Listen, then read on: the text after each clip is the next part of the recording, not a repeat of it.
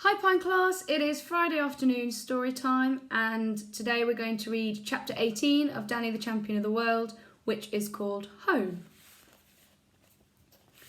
Soon we had left the village behind us and were in open country. There was no one else in sight, just the two of us, my father and I, tired but happy, striding out along the curvy country road in the light of the moon. "I can't believe it," my father kept saying. "I simply cannot believe we pulled it off." "My heart is still thumping," I said. So is mine, but oh Danny," he cried, laying a hand on my shoulder, "didn't we have a glorious time?" We were walking right in the middle of the road as though it were a private driveway running through our country estate, and we were the lords of all we surveyed. "Do you realise, Danny," my father said, "that on this very night, on this Friday the 13th of September, you and I have actually bagged 120 prime pheasants from Mr. Victor Hazel's wood?"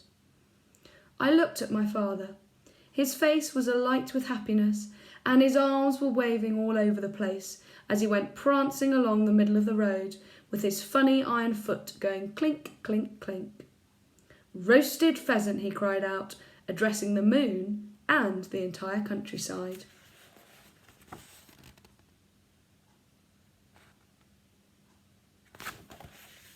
The finest and most succulent dish on earth. I don't suppose you've ever eaten roasted pheasant, have you, Danny? "Never," I said. "You wait," he cried. "Just wait till you taste it. It has an unbelievable flavour. It's sheer magic."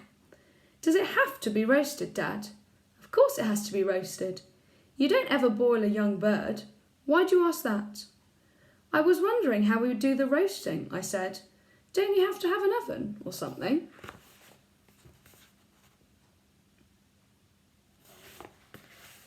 "Of course," he said.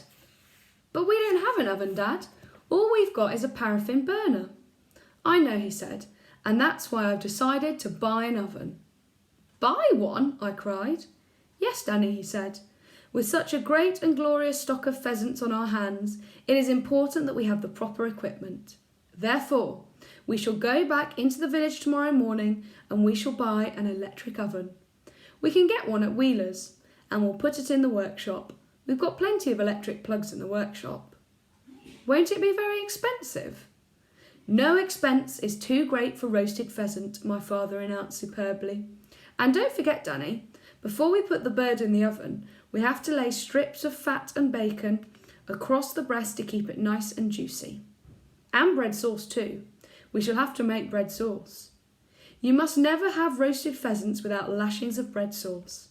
There are 3 things you must always have with roasted pheasant: bread sauce, chipped potatoes, and boiled parsnips."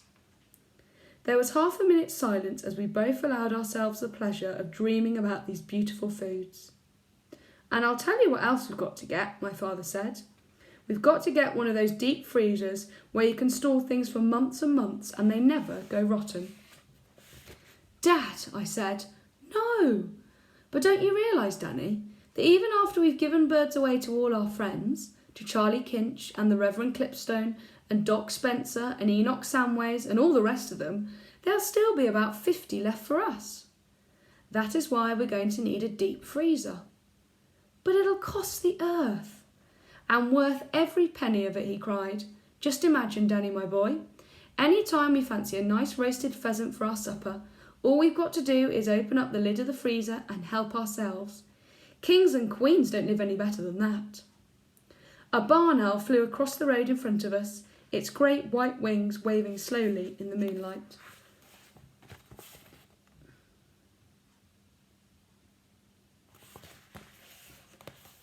"Did your mum have an oven in the kitchen, Dad?" I asked, "when you were a boy?"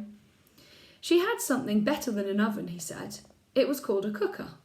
It was a great big long black thing, and we used to stoke it up with coal and keep it going for 24 hours a day. It never went out. And if we didn't have any coal, we used bits of wood." "Could you roast pheasants in it?" "You could roast anything in it, Danny. It was a lovely thing, that old cooker. It used to keep the whole house warm in the winter. But you never had a cooker of your own, did you, Dad, you and Mum, when you got married? Or an oven?" No, he said. We couldn't afford things like that. Then how did you roast pheasants? Ah, he said. That was quite a trick. We used to build a fire outside the caravan and roast them on a spit, the way that gypsies do. What's a spit? I asked. It's just a long metal spike, and you stick it through the pheasant and put it over the fire and keep turning it round. What you do is you push 2 forked sticks into the ground, one on each side of the fire, and you rest the spit on the forks. Did it roast them well? Fairly well, he said, but an oven would do it better. Listen, Danny, Mr. Wheeler has all sorts of marvellous ovens in his shop now. He's got one in there with so many dials and knobs on it, it looks like the cockpit of an aeroplane. Is that the one you want to buy, Dad? I don't know, he said. We'll decide tomorrow. We kept walking, and soon we saw the filling station glimmering in the moonlight ahead of us. Will Mr. Rabbit be waiting for us, do you think, Dad? I asked. If he is, you won't see him, Danny. They always hide and watch you from behind a hedge or a tree, and they only come out if you're carrying a sack over your shoulder or if your pocket is bulging with something suspicious. We're carrying nothing at all, so don't worry about it. Whether or not Mr. Rabbit was watching us as we entered the filling station and headed for the caravan, I don't know. We saw no sign of him. Inside the caravan, my father lit the paraffin lamp and I lit the burner and put the kettle on to make us a cup of cocoa each. That, my father said, as we were sat sipping our hot cocoa a few minutes later, was the greatest time I've ever had in my whole life. That's the end of chapter 18. Next week we'll start chapter 19, which is called Rockabye Baby. Have a fantastic weekend, everybody, and I'll see you soon.